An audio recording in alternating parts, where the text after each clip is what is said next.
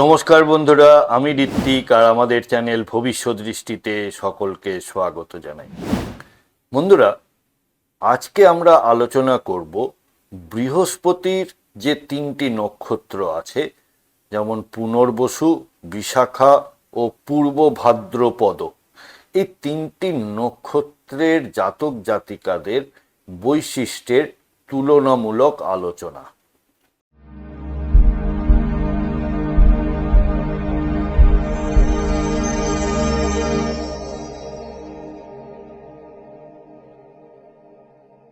বন্ধুরা, আপনারা যারা আমার চ্যানেলটি অলরেডি সাবস্ক্রাইব করেছেন তাদেরকে জানাই আমার অসংখ্য ধন্যবাদ ও কৃতজ্ঞতা। যারা এখনো সাবস্ক্রাইব করেননি তাদের কাছে আমার বিনীত আবেদন, চ্যানেলটি সাবস্ক্রাইব করুন এবং পাশে থাকুন।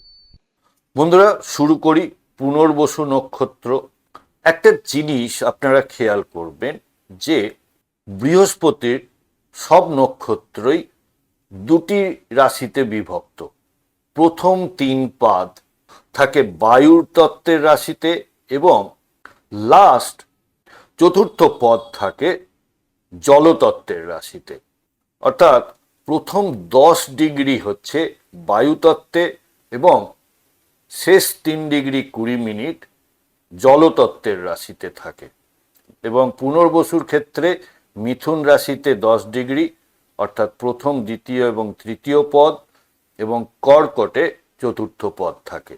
পুনর্বসুর ক্ষেত্রে প্রতীক হল ধনুক রাখার আধার বা তুন, কুইভার অফ অ্যারোজ। দেবতা অদিতি, অর্থাৎ দেবতাদের মাতা। মূল বৈশিষ্ট্যের মধ্যে পুনর্বসু শব্দের অর্থ হল আবার উজ্জ্বল হওয়া বা আলোর প্রত্যাবর্তন। এই নক্ষত্রটি কোনো কিছু নতুন করে শুরু করা বা হারিয়ে যাওয়া সম্পদ ফিরে পাওয়ার প্রতীক। এরা অত্যন্ত দয়ালু, উদার এবং ক্ষমাশীল প্রকৃতির হন। এদের মধ্যে ইতিবাচক দৃষ্টিভঙ্গি কাজ করে। সুরক্ষা এবং লালন পালন করার ক্ষমতা এদের সহজাত। জীবনের যে কোনো কঠিন সময় থেকে এরা পুনরায় ঘুরে দাঁড়াতে পারেন। অর্থাৎ আমরা সেই মুভিতে দেখা রিস্টার্ট কথাটা এনাদের ক্ষেত্রে সব থেকে বেশি প্রযোজ্য। এবার আসি বিশাখা নক্ষত্র। বিশাখা নক্ষত্র তুলা রাশিতে 10 ডিগ্রি এবং বৃশ্চিক রাশিতে 3 ডিগ্রি 20 মিনিট থাকে। প্রতীক হলো বিজয় তোরণ বা ট্রিয়াম্ফিয়াল আর্ক। দেবতা ইন্দ্র ও অগ্নি। মূল বৈশিষ্ট্যগুলি হলো বিশাখা হলো লক্ষ্য এবং সাফল্যের নক্ষত্র। এর জাতক জাতিকারা অত্যন্ত উচ্চাকাঙ্ক্ষী এবং লক্ষ্য স্থির রাখতে পারদর্শী। এদের মধ্যে প্রবল ইচ্ছাশক্তি এবং প্রতিযোগিতামূলক মনোভাব থাকে। কোনো কিছু অর্জনের জন্য এরা কঠোর পরিশ্রম করতে পারে। তবে এরা কিছুটা একগুঁয়ে হতে পারেন এবং লক্ষ্য অর্জনে অনেক সময় অন্যদের কথা শুনতে চান না। তবে সামাজিক ক্ষেত্রে এরা খুব প্রভাবশালী হয়ে থাকেন। এবার আসি পূর্ব ভাদ্রপদ নক্ষত্র।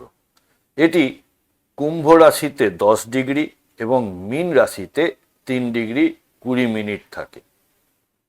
প্রতীক হল তলোয়ার বা খাটিয়ার সামনের পা। দেবতা অজ এক পাদ, অর্থাৎ রুদ্রের একটি রূপ।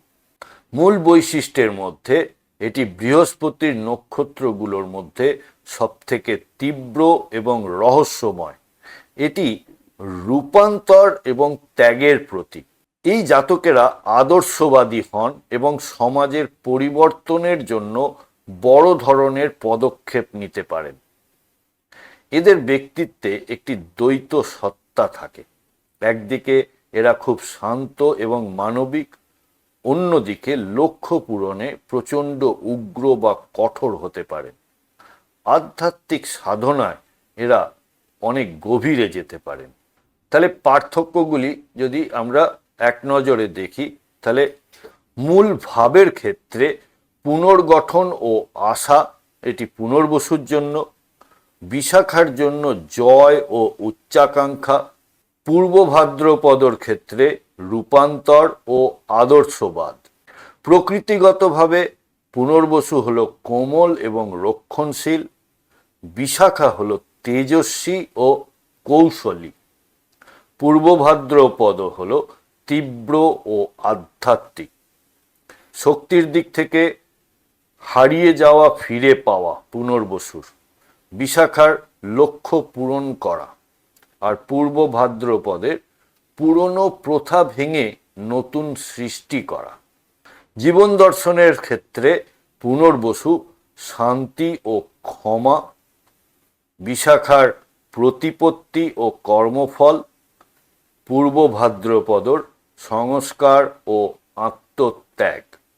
বন্ধুরা, আমাদের এই ডিসকাশনে কোনো পার্টিকুলার চার্ট ধরে বা গ্রহের অবস্থান ধরে কিন্তু কোনো কথা বলা হচ্ছে না। আপনার কোনো হাউসে যদি সমস্যায় থাকে বা জীবনে কোনো ধরনের সমস্যার সম্মুখীন হন, তাহলে আপনারা ভবিষ্যৎ দৃষ্টির সাথে যোগাযোগ করতে পারেন এবং আমাদের কাছ থেকে আপনারা কনসালটেশন নিতে পারেন। আপনাদের ন্যাটাল চার্ট বা গ্রহগত অবস্থান জন্মকালীন, তার সাথে দশা অন্তর্দশা এবং আগামী দিনের যে ট্রানজিট এবং তার প্রভাব, এই সব মিলিয়ে আপনারা একটি রেজাল্ট বা সলিউশন আমাদের থেকে পেতে পারেন। কন্ট্যাক্ট নাম্বার এবং ওয়েবসাইট এবং চেম্বারের অ্যাড্রেস সবই দেওয়া হলো, আপনারা সময় মতো যোগাযোগ করতে পারেন। তাই সংক্ষেপে পুনর্বসু হলো বৃহস্পতির সেই রূপ যা আমাদের অন্ধকার থেকে আলোয় ফিরিয়ে আনে, অসত মা সদ্গময়। বিশাখা হলো সেই বুদ্ধি যা আমাদের বিজয়ের শিখরে নিয়ে যাওয়ার শক্তি যোগায়। পূর্ব ভাদ্রপদ হলো সেই আধ্যাত্মিক আগুন যা পুরনো জঞ্জাল পুড়িয়ে নতুন সমাজ বা জীবনের সূচনা করে। বন্ধুরা, আপনাদের যদি বৃহস্পতির নক্ষত্রে জন্ম হয় তাহলে প্লিজ আমাকে কমেন্ট বক্সের মাধ্যমে লিখে জানান কোন নক্ষত্রে জন্ম এবং আপনারা জীবনে কি ধরনের ফলাফল লাভ করেছেন। বন্ধুরা, প্রতিবেদনটি কেমন লাগলো আমাকে অবশ্যই লিখে জানাবেন কমেন্ট বক্সের মাধ্যমে। যদি ভালো লেগে থাকে তাহলে একটি লাইক করবেন আর আত্মীয় স্বজন বন্ধু বান্ধবের সাথে শেয়ার করতে ভুলবেন না। আজকের পর্ব এখানেই শেষ করছি। সাথে থাকার জন্য অনেক ধন্যবাদ।